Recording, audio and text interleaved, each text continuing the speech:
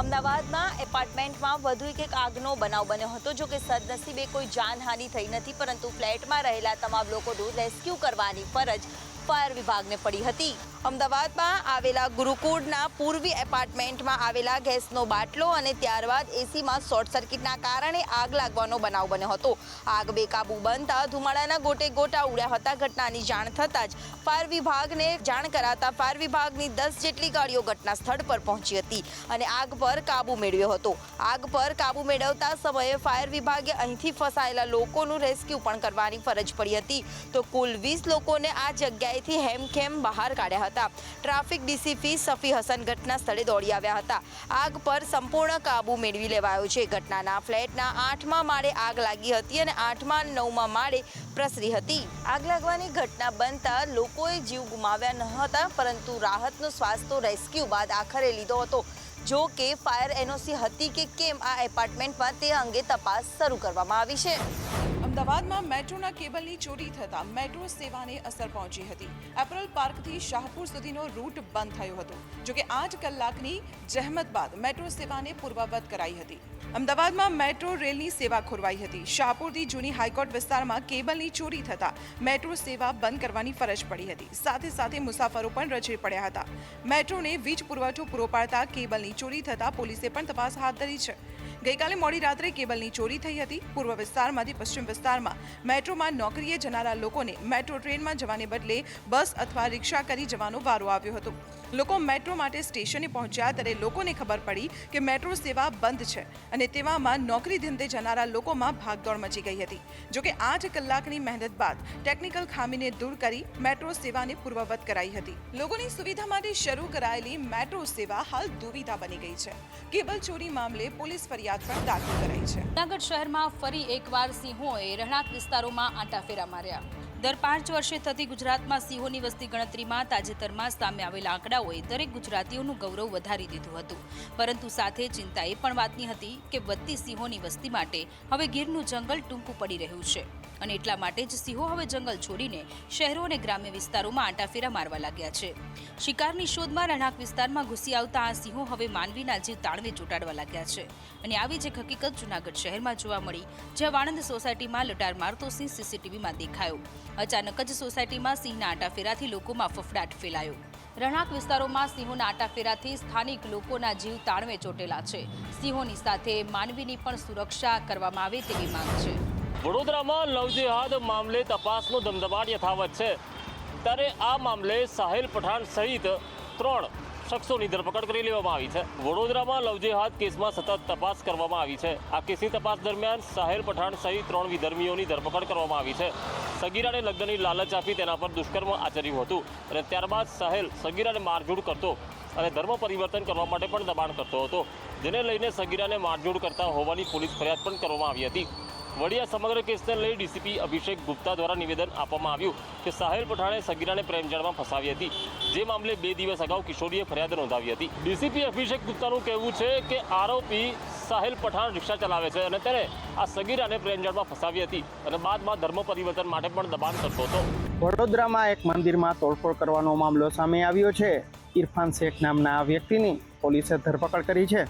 વડોદરાના આજવા રોડ પર એકતાનગરમાં આવેલ હનુમાનજી મંદિરમાં મોડી સાંજે આરતી સમયે આ વિસ્તારમાં રહેતા ઇરફાન શેખ નામના વ્યક્તિએ આ બધા ધતિંગો બંધ કરી દો તેવું કહીને મંદિરમાં તોડફોડ કરી હતી। આ તોડફોડના કારણે હતાશ થયેલા લોકોએ પોલીસને આ મામલાની જાણ કરી હતી। તેવામાં પોલીસ આ મંદિરમાં તોડફોડ કરનાર યુવકને લેવા આવી ત્યારે આ શખ્સે પોલીસ પર પણ હુમલો કર્યો હતો। આ ઘટના બાદ પોલીસે આ અંગે વધુ તપાસ હાથ ધરી છે। બાપોદ પોલીસ સ્ટેશનમાં ઇરફાન શેખ વિરુદ્ધ ફરિયાદ નોંધાઈ છે। ગાંધીનગરમાં સરકારી નોકરી આપવાના નામે કૌભાંડ સામે આવ્યું છે। વનરાજ રાઠોડ નામના વ્યક્તિએ અલગ 3 થી 4 લોકો પાસેથી 14 લાખ રૂપિયા પડાવ્યા। ગાંધીનગરમાં સરકારી નોકરીના નામે કૌભાંડ સામે આવ્યું છે। વનરાજ રાઠોડ નામના વ્યક્તિએ 5 લોકો પાસેથી સરકારી નોકરીની લાલચ આપીને 14 લાખ રૂપિયા પડાવ્યા છે। અધિકારી અનિલગિરી ગોસ્વામીનું નામ આપીને વનરાજ રાઠોડે લોકોને ઠગતો હતો।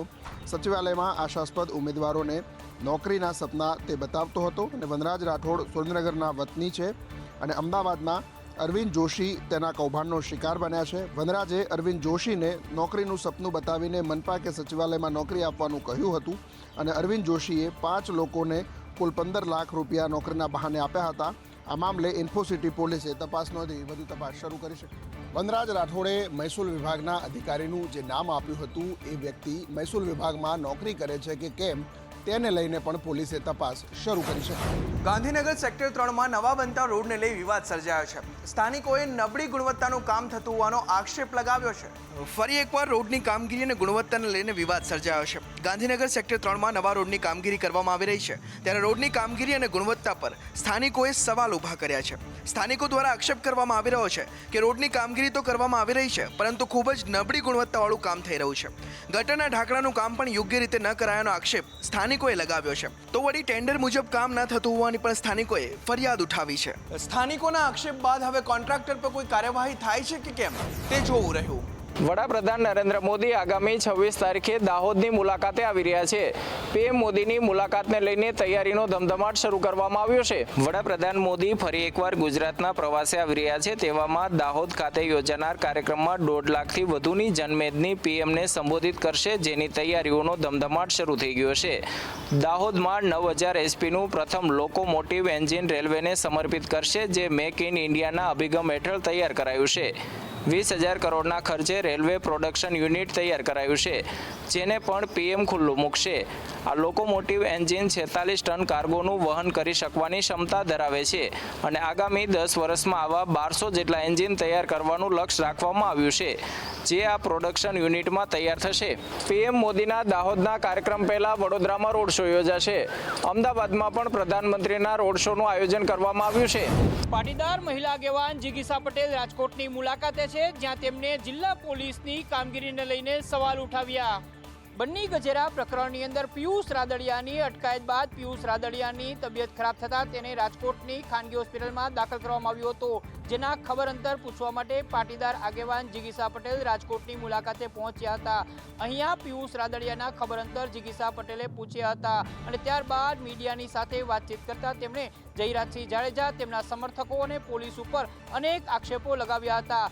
જિગીસાએ જણાવ્યું કે અમે જ્યારે ગોંડલ પહોંચ્યા ત્યારે જયરાજસિંહ જાડેજા અને તેમના સમર્થકો દ્વારા તેમના ઉપર હુમલો કરવાની કોશિશ કરી હતી. સાથે તેમને લોકશાહીની અંદર આ પ્રકારની હરકતને લોકશાહીનું હનન ગણાવ્યું હતું. એટલું જ નહીં પરંતુ રાજકુમાર જાટના રહસ્યમય મોત અને અમિત ખૂંટના આપઘાત પ્રકરણની અંદર પણ તેમને શંકાઓ વ્યક્ત કરી હતી. તેમને જિલ્લા પોલીસની કામગીરીને લઈને અનેક સવાલો ઉઠાવ્યા હતા. સાથે જણાવ્યું કે અમિત ખૂંટ આપઘાત કરતા પહેલા છેલ્લા 2 દિવસ કોના સંપર્કમાં હતો તેની તપાસ કરવામાં આવે તો નિષ્પક્ષ રૂપથી સત્ય સામે આવી શકે છે. ગોંડલમાં કાયદાની હદ પૂરી થઈ જાય એ પ્રકારનો અત્યારે માહોલ હોવાનું પણ જિગીસા પટેલે પોતાના આરોપની અંદર જણાવ્યું છે. રાજકુમાર જાટના રહસ્યમય મોત અને અમિત ખૂંટના આપઘાત મામલે પણ જિગીસા પટેલે જણાવ્યું કે કાયદો અને વ્યવસ્થાની સ્થિતિ ગોંડલની અંદર ઠીક નથી અને પોલીસ પોતાનું કામ યોગ્ય રીતે નથી કરી રહી.